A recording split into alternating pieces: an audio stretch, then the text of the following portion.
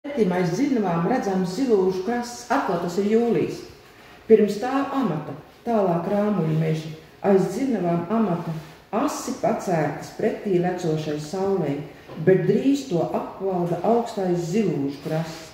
Es pie dzirnavām pārbridu amatai un pa pļaumalu locījos tai līdz uz augsto krastu. Zilūžu krasts ar mežonīgo nogurubu, ar retu egļu un bērzu puduļu 40 metru augstā čukurā. Tas bija neaprakstāms skats.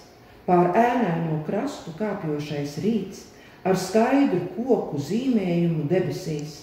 Gaisma tiešām tikai naktī var pateikties par savu lieliskumu. 4:40 no rīta. Debesis kļūst nemierīgas, notrīs visās uguns nokrāsās. Dīvaina jūsma saviļņo dvēseli. Apstājos, nolieku zemē mugursomu, salieku rokas kā dievnamā.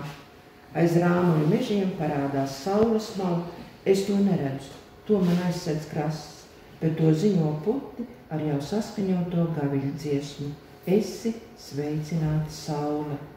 Rītmala nokveldēta līdz baltām iesmām, acīs cērts sāpīgs karstums, kaut saule vēl ar vienu aiz krasta. Saules upursārts iedegas starp bērzu un 2 eglēm.